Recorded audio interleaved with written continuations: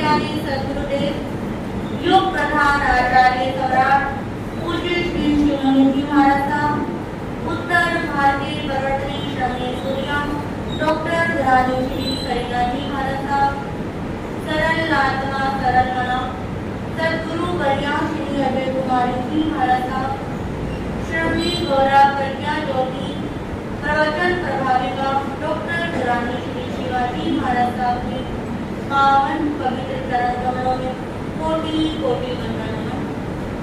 आज की प्रातःकालीन प्रवचन सभा में आप सबका हार्दिक स्वागत है, हार्दिक अभिनंदन।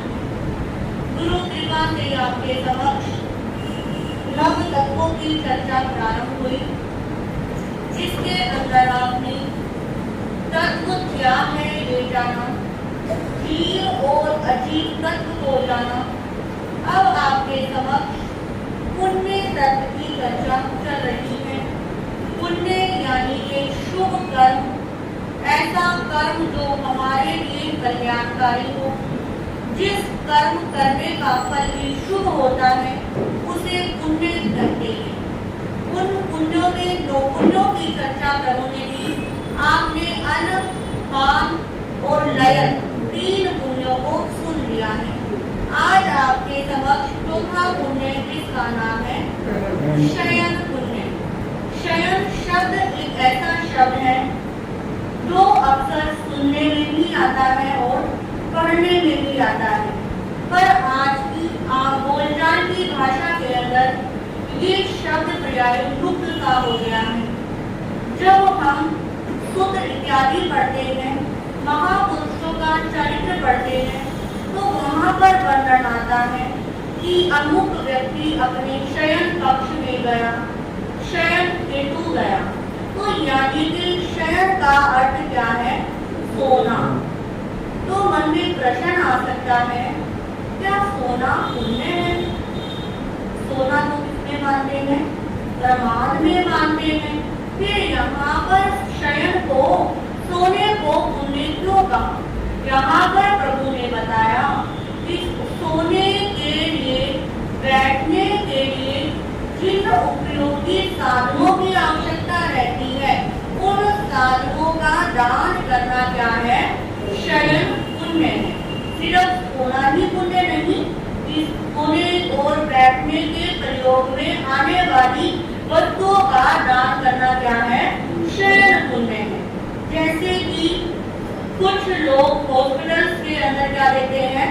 दान देते हैं। बेडशीट दे दी, बेड दे दिए, पर्दे दे दिए, टेबल्स दे दी, चेयर दे दी, क्योंकि वहाँ पर या तो मरीज के लेटने के काम आते हैं या फिर बैठने के काम आते हैं।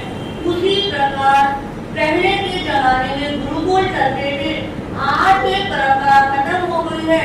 आज लोग अनाथालय के अंदर, कोड़ियों के अंदर, वहाँ पर आश्रम में जाकर क्या देते हैं? दान देते हैं। दान, कुछ लोग खाने पीने का दान देते हैं, परंतु यहाँ पर प्रभु ने कहा कि आप कोई सोने चद्दर का दान, कम्बल का दान, तकिए का दान दे रहे हैं ऐसे स्थान पर, तो भी आप कौन सा पुण्य कर रहे हैं? शयन पुण्य कर रहे हैं। यदि जैसे कि कभी भूकंप आ जाता है, बाढ़ आ जाती है, उसके अंदर कितने व्यक्ति असहाय हो जाते हैं। सब कुछ होने के बाद सब कुछ चला जाता है और वो ऐसे भी ऐसे रह जाते हैं। तो ऐसे व्यक्तियों की हेल्प करना, उनको साधन पहुंचाना किसमें आता है? शयन पुण्य के अंदर आता है। स्थानक के अंदर आप बाहर से जो दर्शनार्थी बंधु आते हैं, उनके उपयोग में आने के लिए यदि आप चद्दर का, गद्दों का, तकियों का दान करते हैं, तो वो भी क्या है? शयन पुण्य है।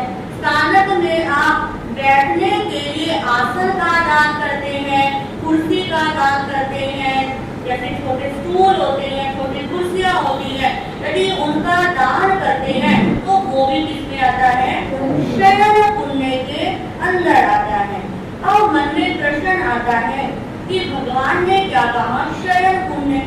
अब फिर दूसरा प्रश्न, किसका सोना उपयोगकारी है और किसका सोना हानिकारक है? तो जब जयंती श्राविका ने भगवान से पूछा तो तो भगवान ने कहा था कि जो प्रमाद में रहता है, आलस में रहता है, उस व्यक्ति का सोना ही क्या है, अच्छा है। और जो व्यक्ति धर्म ध्यान में रहता है, स्वाध्याय में रहता है, उस व्यक्ति का जागना क्या होता है, अच्छा होता है। तो यहाँ पर शयन पुण्य से तात्पर्य क्या कि व्यक्ति सोने के माध्यम से भी कर्म का बंधन भी कर सकता है और कर्म की निर्जरा भी कर सकता है। आप देखिए 10वें कार्य सूत्र के अंदर जब प्रभु से पूछा गया कि कहम चरे कहम चित्ते कयम हासे कयम सरे कयम भुजन से भाषण को भाव न बंधई, कि हे प्रभु आप कहते हो कि कैसे उठे, कैसे बैठे, कैसे चले, कैसे सोए, तो हर कर्म करते समय क्या होता है, पाप कर्म का बंध होता है। तो फिर हम कैसे उठे बैठे चले, तो भगवान ने वहां पर एक शब्द लगा दिया कि आप विवेक के साथ क्या करो, बैठो, उठो और चलो, क्योंकि नींद का अपना क्या होता है, महत्व होता है। एक बच्चा यदि लगातार जागता रहे, वो रोता रहे, तो बड़े क्या हो जाते हैं, परेशान हो जाते हैं। जब वो सोता है तो क्या मिलती है, सजा पहुंचती है। एक बड़े व्यक्ति को भी यदि लगातार 4-5 दिन नींद न आए या एक दिन भी वो आराम से ना सोया पाए, तो अगला दिन क्या हो जाता है, खराब हो जाता है, कुछ भी करने का मन नहीं करता, ये शरीर भी क्या नहीं देता, साथ नहीं देता। तो प्रभु ने कहा कि सोने की भी एक क्या होती है, विधि होती है कि किस प्रकार आप सोकर पुण्य का कार्य कर सकते हैं। जैसे कि आपने बहुत बार सुना है कि जब भगवान महावीर का जन्म होता है तो वो देव इंद्राणी भगवान को कहाँ ले जाते हैं, मेरू पर्वत पर ले जाते हैं। वो माता को कौन सी निद्रा में सुनाते हैं, अब स्वामी निद्रा में सुनाते हैं। वो वहाँ पर वो माता को सुनाकर क्या करती है, शयन पुण्य ही करते हैं। जब भगवान महावीर का देवानंदा की गर्भ से कृष्णा माता की गर्भ में क्या हुआ था, चैतन्य हुआ था, तो उस समय भगवान महावीर के जीव को भी अवस्वामी निद्रा में क्या कर दिया था, सुला दिया गया था कि जीव को पता ही ना लगे कि इसका यहाँ से क्या हो गया है, चैतन्य हो गया है। तो प्रभु ने कहा कि नींद कैसे लेनी है, हमें कैसे सोना है। रात को सोने से पहले हम अपने पूरे दिन की क्या करें, जांच पड़ताल करें कि मैंने आज के दिन कौन सा अच्छा काम करा और कौन सा बुरा काम किया। जब हम रात को सोने से पहले चिंतन करेंगे कि आज मैंने कुछ अच्छा काम किया है, तो थोड़ी सी तो क्या मिल जाएगी, साथ अपने आप मिल जाएगी। फिर दूसरी बात कहते हैं कि रात को सोने से पहले गंदे पैर से नहीं सोना चाहिए, यानी कि पैर क्या होने चाहिए, साफ सुथरे होने चाहिए। यदि आप बाहर की मिट्टी जो पैरों में लग जाती है उसको लगाए लगाए ही सोते हो, तो पैरों में जगह जगह की जंस होते हैं, मिट्टी होती है, और वो मिट्टी पता नहीं कब और कहाँ की कैसी मिट्टी है, उस मिट्टी के प्रभाव के कारण भी रात को क्या नहीं आती है, नींद नहीं आती है। कुछ व्यक्ति जैसा मर्जी बिस्तर होता है उस पर क्या हो जाते हैं, सो जाते हैं। तो सोने से पहले अपना बिस्तर भी क्या करना चाहिए, देखना चाहिए कोई बिस्तर के अंदर कोई वट या सलवट तो नहीं है, कोई जीव चींटी इत्यादि तो बिस्तर में नहीं चल रहे हैं। जब हम इतने विवेक के साथ सोएंगे तो हमारा सोना पुण्य में बदल जाएगा। फिर अगली बात कहते हैं कि सोने से पूर्व अरिहंतों और सिद्धों की शरण को क्या करना चाहिए, स्वीकार करना चाहिए। वो कैसे स्वीकार करना चाहिए, जिसके अंदर आपने बहुत बात सुना होगा कि चाहे कोई श्रावक श्राविका है, चाहे कोई साधु साध्वी है, सोने से पहले क्या करे, संधारा। कौन सा संधारा, साधारण संधारा। इसमें क्या आता है, आहार शरीर गुरु सदा पचको का अर्थात मरण पाऊं तो भोसले जीवों तो आगार। सोने से पहले, क्योंकि जब हम सो जाते हैं तो सोने के बाद पता ही नहीं लगता ना, कई बार आप देखते हो जो सोते हैं तो पूरा का पूरा घर ढूंढ के ले जाते हैं। कई बार इतनी गहरी नींद आ जाती है, कोई जितने मर्जी दरवाजा पीटता है तब भी क्या नहीं लगता, पता नहीं लगता। यानी कि सोया हुआ व्यक्ति एक तरह से क्या है, मरण अवस्था में ही है।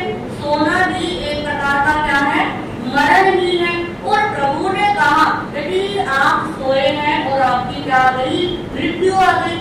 आज के समय में तो कितने क्या होते हैं, केस होते हैं कि सोया हुआ व्यक्ति क्या है, उठा ही नहीं है। तो उसके लिए प्रभु ने कहा कि यदि आपके ऊपर कोई ऐसी कर्म का उदय हो गया कि आप भी सोते सोते क्या हो गए, रह गए। यदि आपने ये पहचान लेकर सोए हैं कि जब तक मैं सो रहा हूँ, मैं निद्रा के अंदर हूँ, मैं 18 पापों का क्या करता हूँ, त्याग करता हूँ। यदि सुबह उठ जाऊंगा तो वापिस से मैं अपने नियम से खुल जाऊंगा और फिर अगले दिन सोने से पूर्व क्या कर ले, पहचान कर ले। तो प्रभु ने कहा कि जो श्रावक, जो श्राविका, जो साधु, जो साध्वी इस तरह से सोता है उसका सोना भी क्या बन जाता है, उठने का कारण बन जाता है। क्योंकि क्या पता कब मौत का क्या आ जाए, बुलावा आ जाए। तो सोने से पहले अपने पापों की क्या करनी चाहिए, आलोचना करनी चाहिए और हमें क्या लेना चाहिए, संधारा लेना चाहिए। तो सोने की शयन पुण्य ने हमें यही प्रेरणा दी कि हम अपने सोने को ऐसे ही वेस्ट ना गवाए। सोना भी हमारे लिए क्या बन सकता है, पुण्य का कारण बन सकता है। और हम शयन पुण्य का भी क्या कमा सकते हैं, लाभ कमा सकते हैं। किस प्रकार से कमा सकते हैं, ये अभी क्या करा आपने, सुन ही लिया। इसके बाद अगला पुण्य आता है जिसका नाम है वस्त्र पुण्य।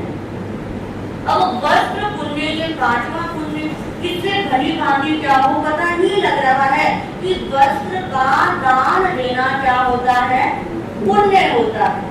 पहले हम जब इतिहास पढ़ते हैं उसके अंदर आता है पहला, दूसरा और तीसरे आने के अंदर वस्त्रों की क्या नहीं थी, परंपरा ही नहीं थी। वस्त्र कोई पहनता ही नहीं था। ये तो भगवान ऋषभ देव ने जब असी बसी और कृषि की तब उन्होंने क्या बताया कि वस्त्र भी क्या होते हैं, पेड़ के पत्ते जो गिरे हुए होते थे उन पत्तों से वस्त्र बनाना मनुष्य को क्या करा, प्रभु ने सिखाया। और एक नगर नाम का फल वृक्ष होता था कि कभी कपड़ों की आवश्यकता हो भी जाती थी तो उस वृक्ष के पास चले जाते थे और क्या ले लेते थे, वस्त्र ले लेते थे। अब वस्त्र देखकर हमें व्यक्ति की पहचान होती है। कोई डॉक्टर है, उसने व्हाइट रंग का कोट पहना है तो क्या पहचानेंगे, ये डॉक्टर है। किसी ने काले रंग का कोट पहना है तो क्या पहनेंगे, ये वकील है। किसी ने धोती कुर्ता मंदिर में जाने के लिए पहना है तो क्या पहनेंगे, ये मंदिर का पुजारी है। आप स्थानक में आ रहे हैं, हमारे भाइयों ने श्रावक की धोती दुपट्टे और ड्रेस पहनी हुई है तो क्या पहचानेंगे, ये क्या है, जैन बंधु है। किसी लड़के ने तो शादी के समय पहनते हैं अजगर शेरवानी, यदि वो पहनी है तो क्या कहने लगता है, इसकी आज शादी है, इसमें ये दूल्हा है। और किसी ने दुल्हन वाली ड्रेस पहनी है तो उसको पहचान लेंगे कि ये क्या लग रही है, दुल्हन लग रही है।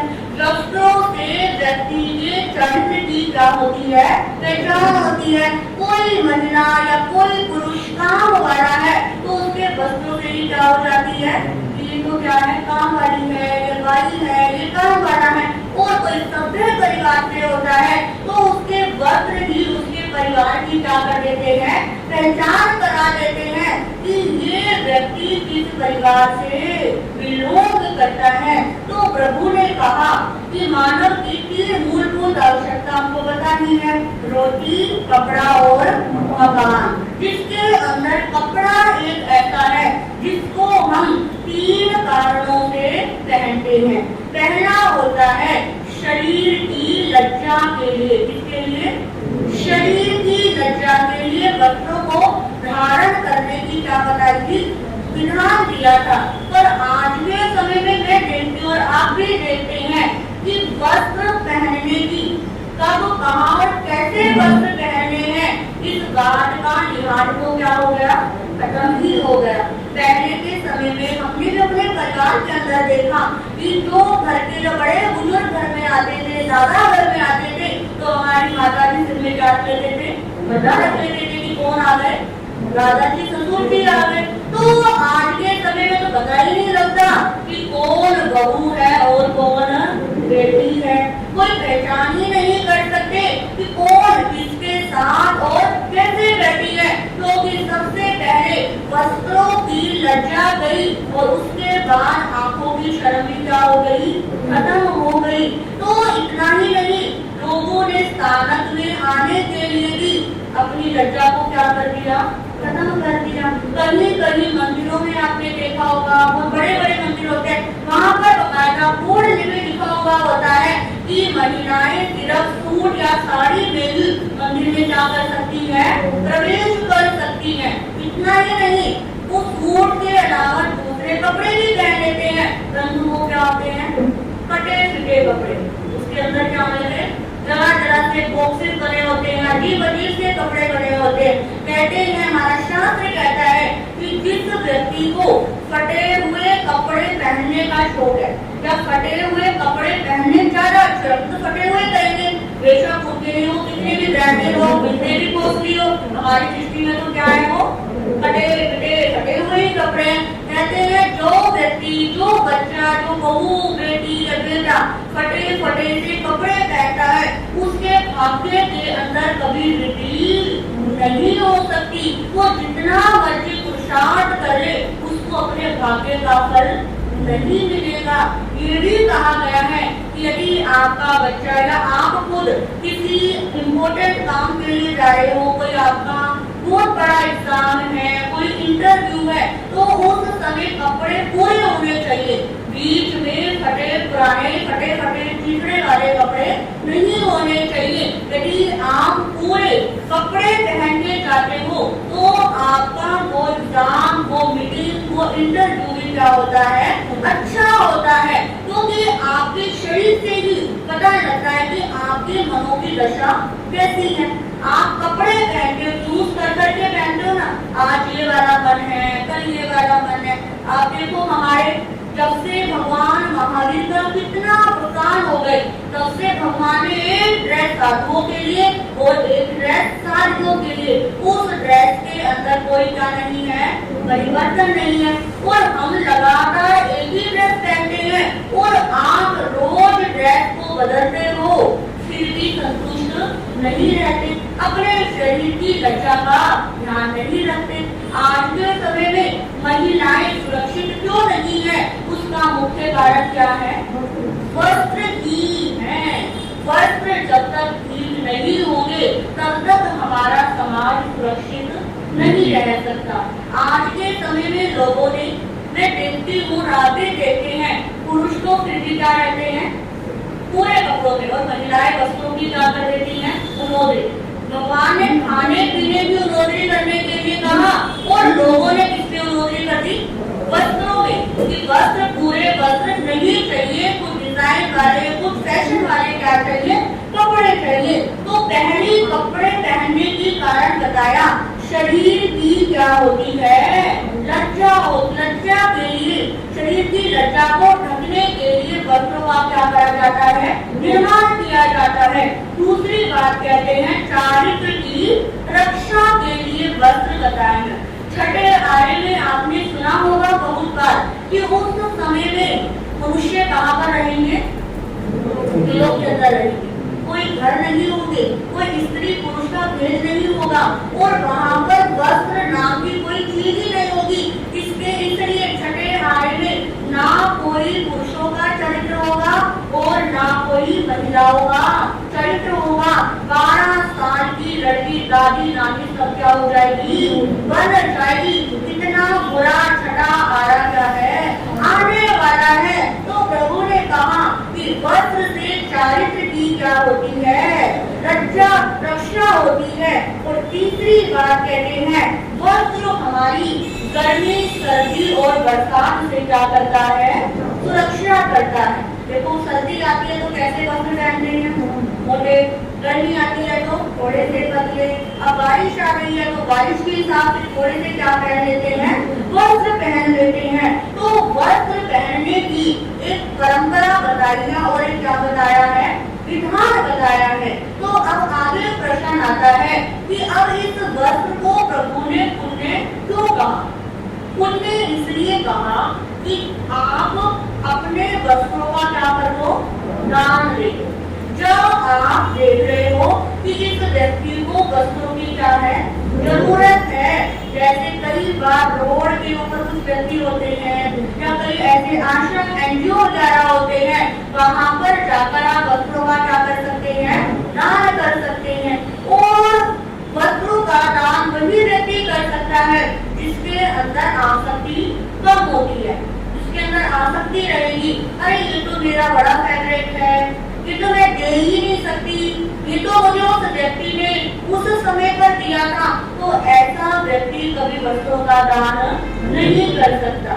हमारी बहनें बड़े अक्सर भाई भी कहते हैं कि महाराज जी इनको कहीं फंक्शन में जाना हो, कहीं प्रोग्राम पे जाना हो, तो क्या कहती हैं, हमारे पास तो कपड़े ही नहीं है।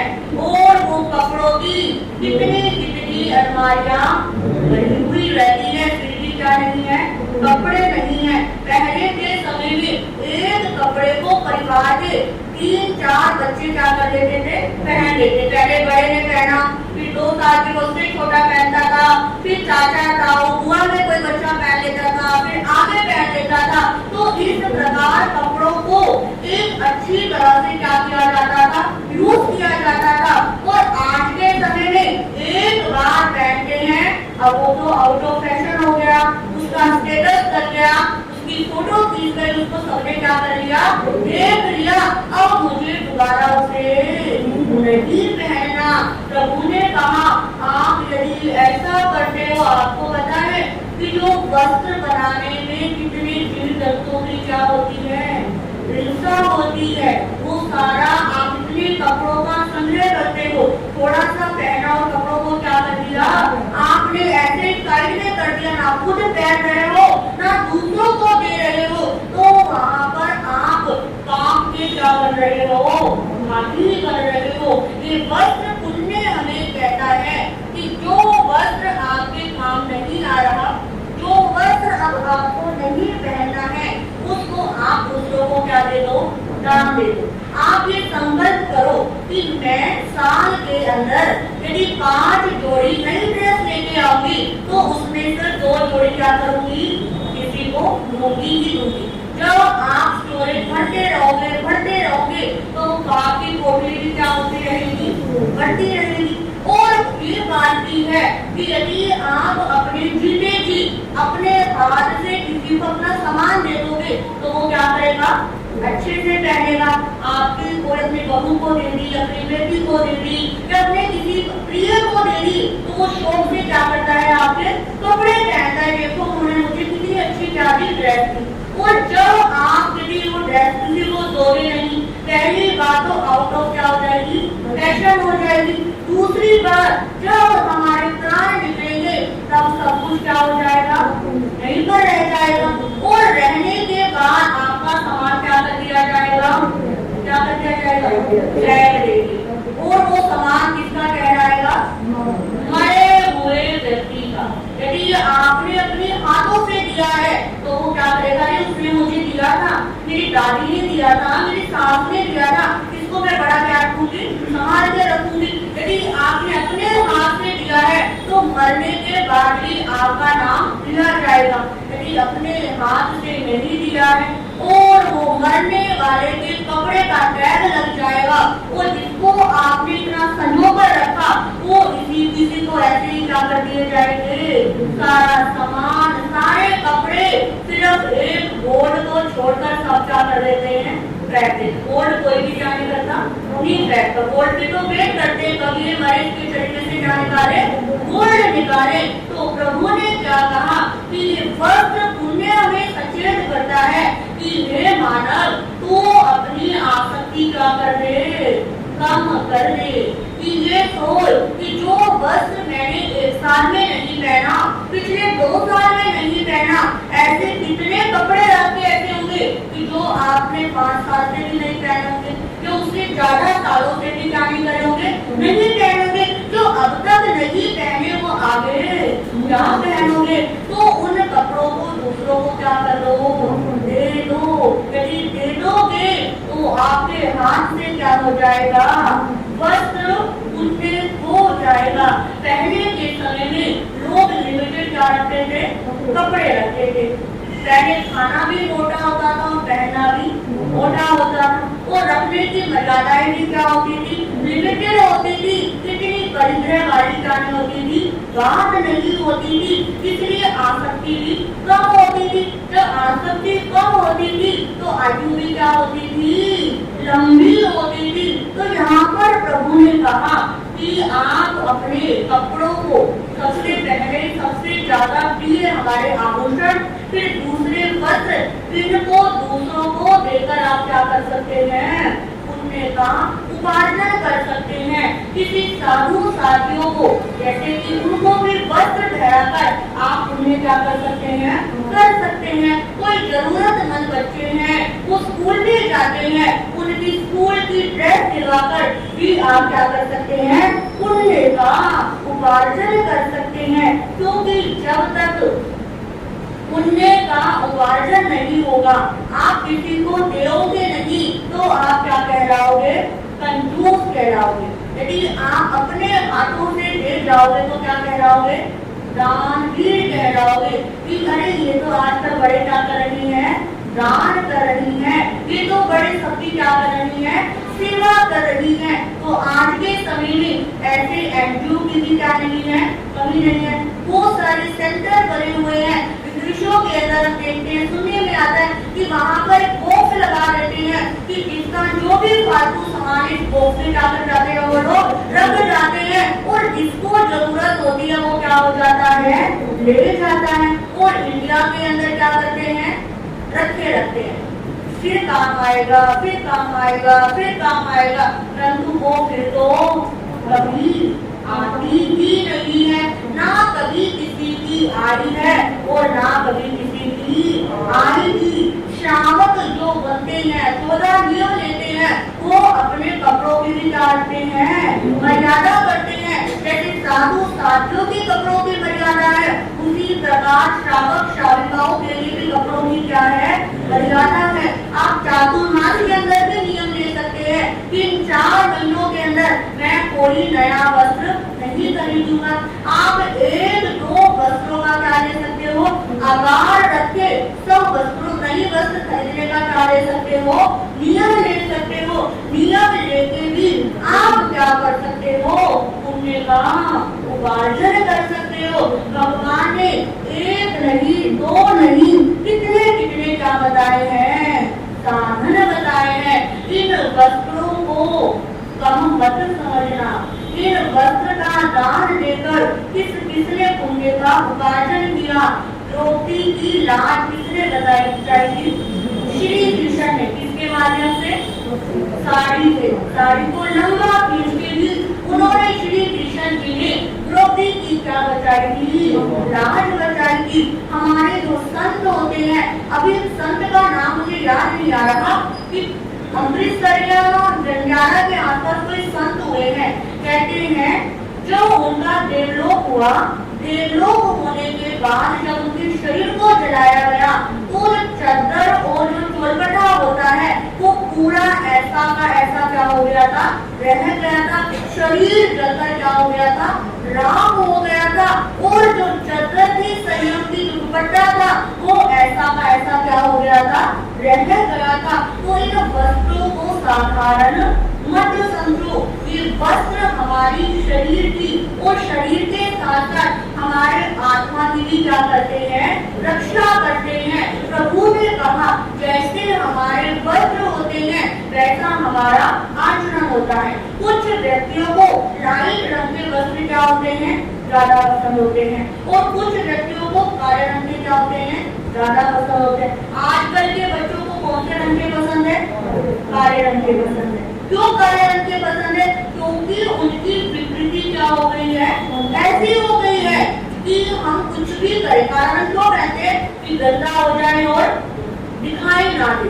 वो कहते हैं कि हमको काले रंग की प्रवृत्ति, काला रंग इसलिए पसंद आने लग गया है कि हम कुछ भी करें, हमारे काम कर्म हम कहाँ जा रहे हैं किसी को ना पता लगे। और जिनको लाइट रंग के कपड़े पसंद होते हैं उनका आचरण भी क्या होता है, अच्छा होता है। वो मन से क्या होते हैं, हल्के होते हैं। वो काम करते समय क्या होते हैं, डरते हैं। और जिनको काले रंग के कपड़े पसंद होते हैं वो पुण्य और पाप से नहीं डरते।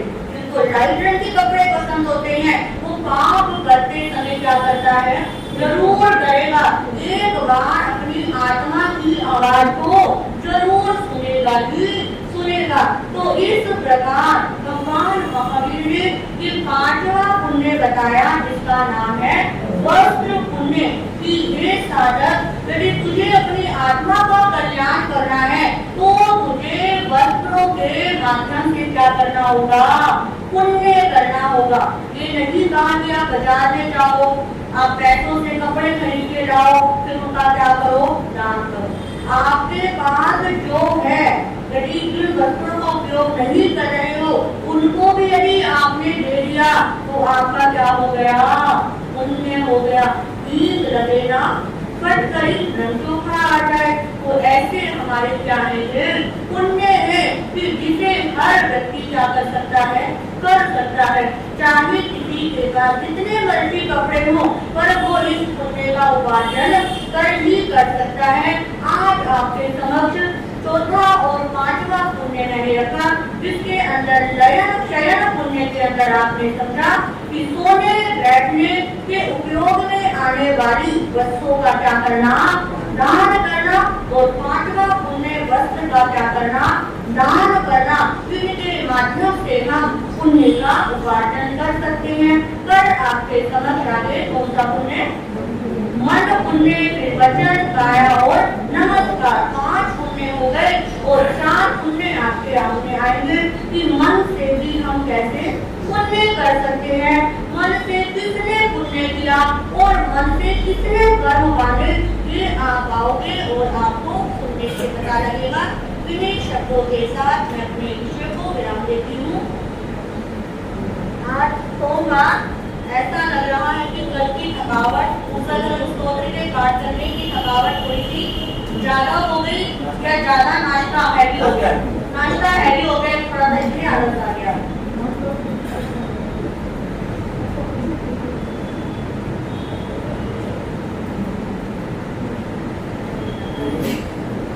सुशीला जैन दिल्ली कॉन्फ्रेंस को कल मंगलवार कहाँ पर आना है पाठ, यहाँ पे। अच्छा, सुशीला जैन जी हैं, वो दिल्ली जैन कॉन्फ्रेंस की महिला हैं। उनको दिन में 3 से 4 बजे का यहाँ स्थानक के अंदर, स्थानक में 3 से 4 बजे उत्तर धर्म स्तोत्र का पाठ कराने की उनकी भावना है। मुझे कुछ इस बारे में नहीं पता, तो जिसकी भी जैसी भी इच्छा हो आप क्या कर सकते हैं, उस पाठ के अंदर आ सकते हैं। उनकी भावना है कि ज्यादा से ज्यादा लोग आए। ठीक है, इन शब्दों के साथ आज का प्रश्न मैं पूछ लेती हूँ। तो कौन से आर्य के मनुष्य वस्त्र नहीं पहनते, महिलाओं की तरफ? कौन से आर्य के मनुष्य, घर वाले बहन मैंने सुना, कौन से आर्य के मनुष्य वस्त्र नहीं पहनते, यानी कि सारे में वस्त्र नहीं होते? बोलने क्वेश्चन आंसर। हाँ जी, पीछे काम कर दी। कौन से? और उससे डायलॉग में पहन लेते हैं। हाँ, पहले दूसरे और तीसरे में नहीं करते। हाँ जी, आ जाओ। हाँ जी, भाइयों के लिए भाइयों के लिए प्रश्न है, द्रव्य कितने होते हैं? द्रव्य, हाँ जी, हाथ खड़ा अच्छे से, एक ही हाथ, मेरा जी। हाँ जी, 6 द्रव्य। आज के पक्षकान, हाँ जी, आपको ले लो। हाँ जी, काम करके आ जाओ। आज किसी का उपवास, आई विल एकादशों की श्रृंखला चल रही है, जिसके अंदर मोदी जी और सुनीता जी के एकादशें चल रहे हैं।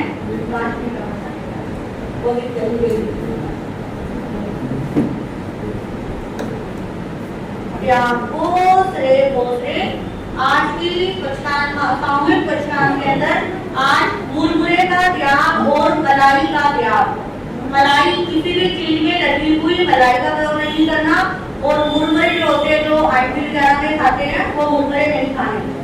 मुरमुरे और मलाई का त्याग। गोत्रे गोत्रे माला के अंदर श्री अभिनंदन नाथाय नमे, श्री अभिनंदन नाथाय नमे की माला सभी करने का प्रयास करेंगे। हाँ जी, कुछ और पूछना? सबको जय नंद जी, स्वागत करना करते हुए, जैसे कि महाराज जी ने बताया है, कल सूचना दी थी कि शुक्रवार को रक्षा सूत्र का पाठ जाप करवाया जाएगा। रक्षाबंधन है 9 तारीख का, शनिवार को उपस्थिति कम रहेगी, इसलिए शुक्रवार को रक्षा सूत्र का जाप होगा।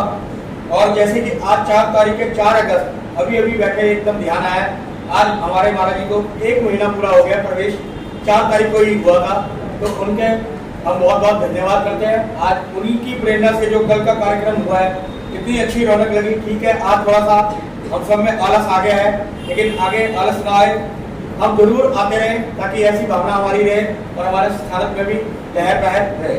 धन्यवाद। बोले भगवान महावीर स्वामी की, संसार के सभी महापुरुषों की, श्री जैन धर्म की।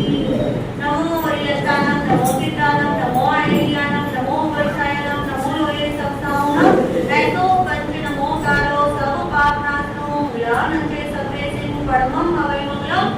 श्री सत्तारी मंगलम अरिहंता मंगलम सिद्धा मंगलम साहु मंगलम, केवी प्रणतो नमो